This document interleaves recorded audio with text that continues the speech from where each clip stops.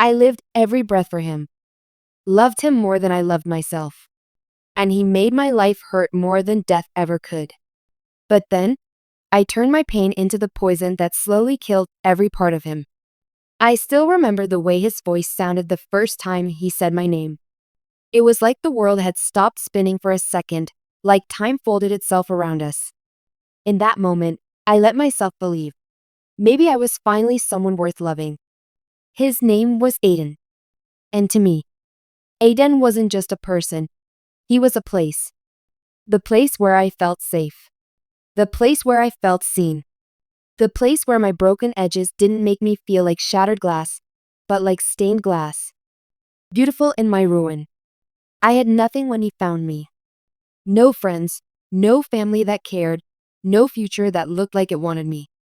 I was a ghost of a girl, walking hallways in silence, swallowing pain like it was oxygen. And then, there he was. He looked at me like I was something more than invisible. He smiled at me like I mattered. He spoke to me like he wanted to know the story behind every crack in my voice. And I fell. God, I fell so hard for him. Not because he was perfect, but because he made me forget how imperfect I was. He made me believe I could be whole again. That maybe, just maybe, love wasn't just something that happened to other people. I lived for his messages. The late night calls, the random "I miss you" texts in the middle of the day, the way he remembered every little thing I said. He made me feel chosen, not pitied. He made me feel like I mattered. Like I was his entire world. And in return, I gave him mine. At first, the changes were subtle. He stopped replying right away, not just minutes later, but hours.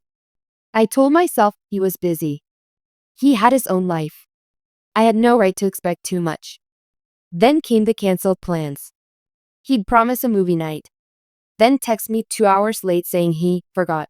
My heart would sink, but I'd smile through it, tell him it was okay. Because loving someone meant understanding their flaws. Right? Except his flaws started to feel like knives. He began comparing me to other girls, not directly, but in those quiet, cruel ways. She's just so confident. You should try being more like that. Or, you get too emotional sometimes. It's exhausting. I laughed when he said those things. I made it a joke. I made myself small. Because losing him felt more terrifying than losing myself. He stopped calling me beautiful. He stopped looking at me like I was a safe place. He started looking through me, past me, like I was in the way of something better. And when I asked him, gently, if something was wrong, he told me I was too much, too sensitive, too clingy, too broken. The words sliced into me like razors wrapped in silk. He said them with a smile. A calm, emotionless smile. And I apologized. That was the worst part. I said sorry for being hurt. I said sorry for needing him. I twisted myself into a version of me that wouldn't scare him away. But the truth, he was already halfway out the door. I just didn't want to see it. When love starts to bleed, I remember the exact moment I realized I was no longer loved. Not because he screamed it, not because he left, but because one day he looked at me and there was nothing in his eyes. Not hate, not love, just emptiness. We were sitting in his car, the radio humming something soft and forgettable. My hand reached for his, like it always had. And he pulled away, just slightly, just enough for me to feel it like a slap across my chest.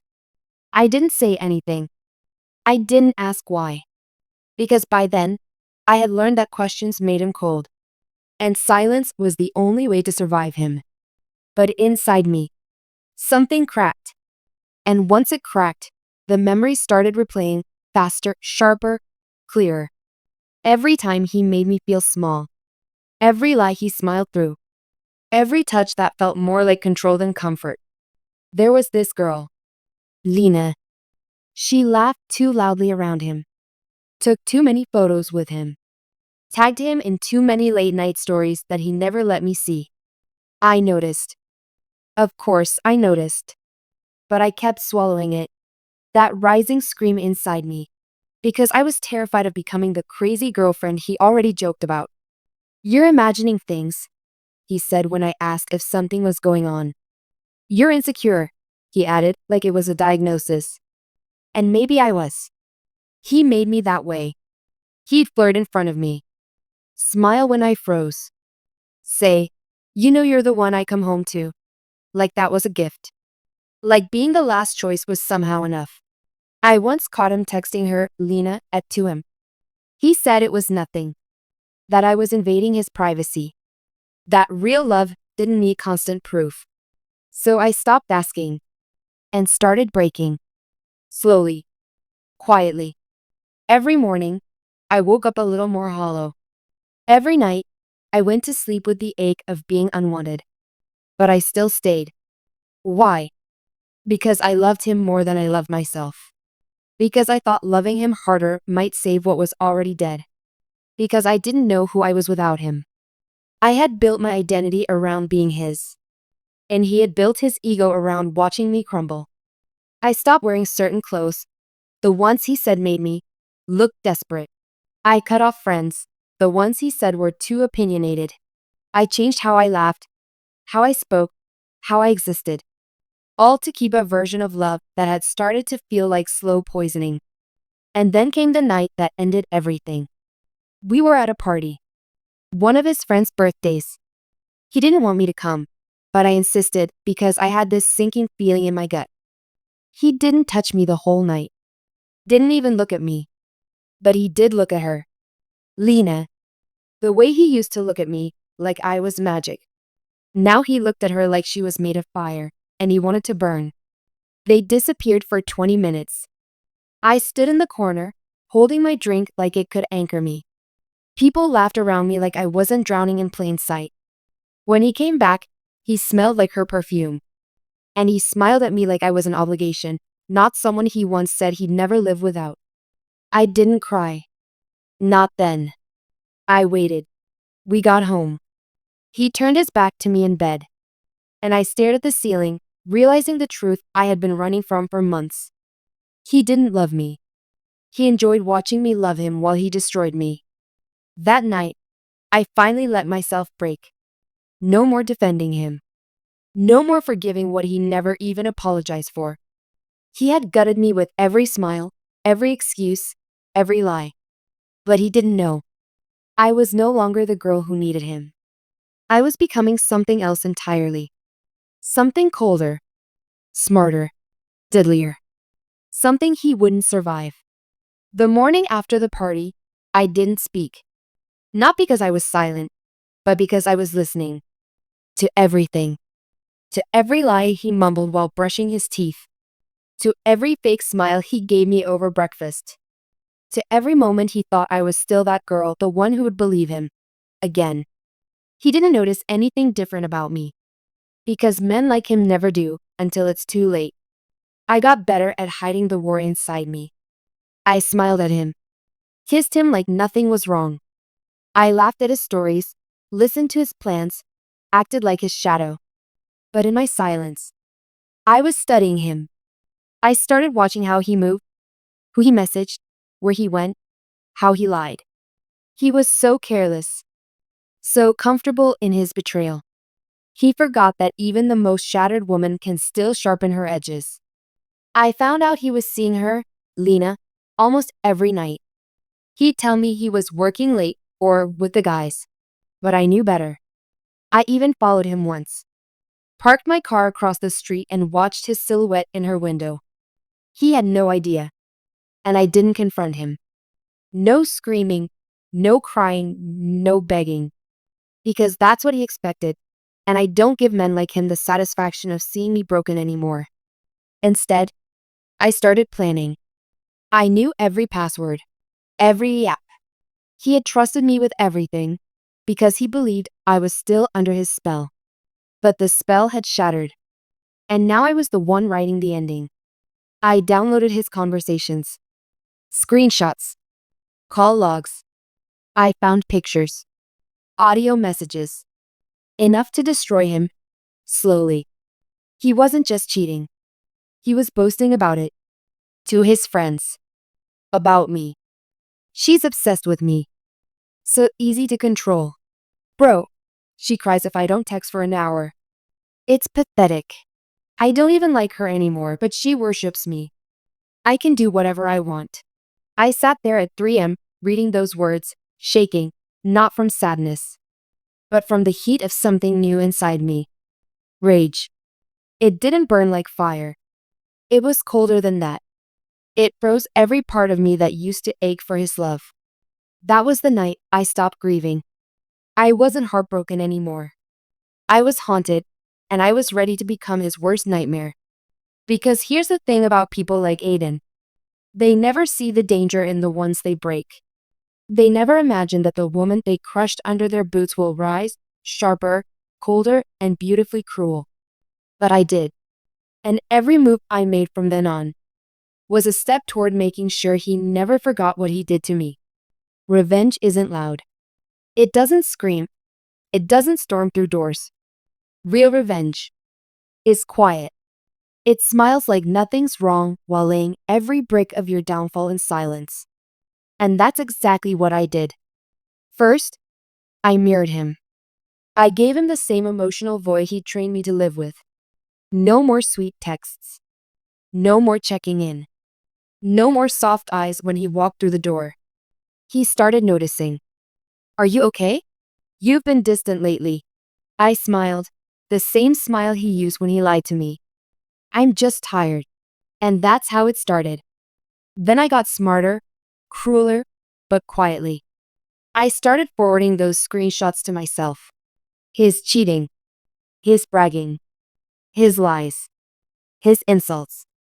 I created a folder, labeled it Truth. And then I started building the story, not the one he told the world, but the real one. The one filled with manipulation, gaslighting, infidelity, and emotional abuse.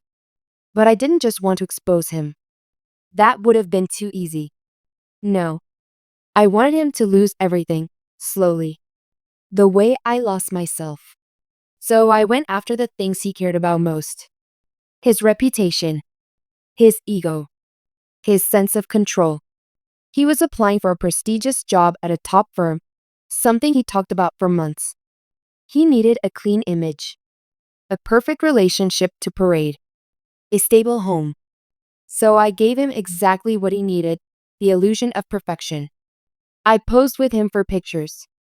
Commented sweet things online. Helped him prepare his resume. All while gathering the perfect storm behind his back. And when the company did their background checks, when they spoke to people from his past, his references, his social circle, that's when I started pulling strings. I sent his texts, the misogynistic, degrading, heartless ones, anonymously to his recruiter.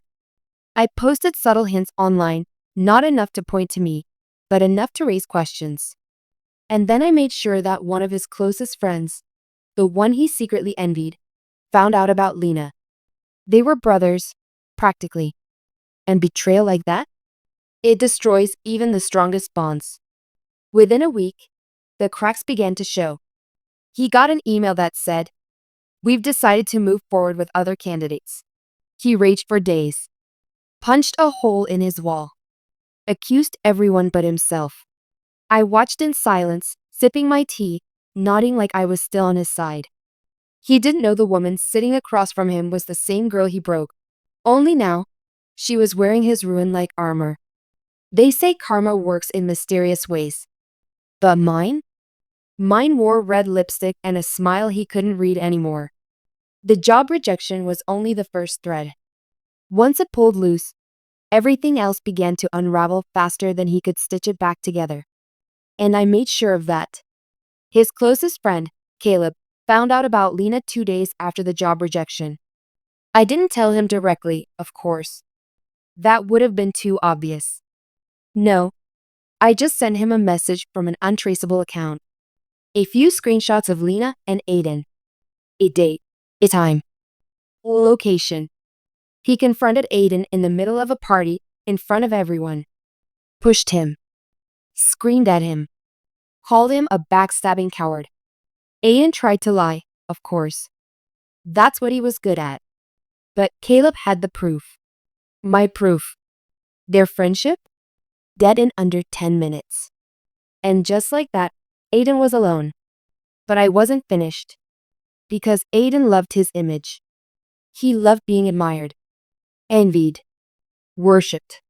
So I went after the people who admired him the most, his online followers. He fancied himself an influencer of sorts, always posting motivational quotes, talking about loyalty, growth, and being real. He was a walking hypocrisy. So I exposed him with surgical precision. Anonymous accounts, timed leaks, photos of him with Lena, time-stamped, videos of him mocking women behind their backs, private DMs he'd sent to other girls while I lay next to him in bed. I never attached my name. I didn't need credit. I just needed him to burn. His follower count dropped by the thousands. Brands pulled their sponsorships. He made a video to clear the air, filled with fake tears and rehearsed lines. But no one believed him. Because when the truth is finally visible, no amount of acting can cover the rot. Still, he came home to me every night, thinking I was his last loyal pillar. People are turning on me, he whispered one night, holding his head in his hands. I don't know who to trust anymore.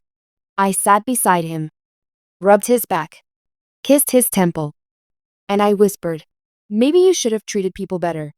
The irony nearly made me laugh out loud. But I didn't, because patience was my new favorite weapon. And I wasn't done yet. He started drinking more, sleeping less. He began checking my phone, the same way I once checked his. Paranoia set in. He stopped smiling, stopped grooming himself, stopped being Aiden. He was fading, exactly the way I had once faded under the weight of his cruelty. Only now, he didn't have anyone left to save him.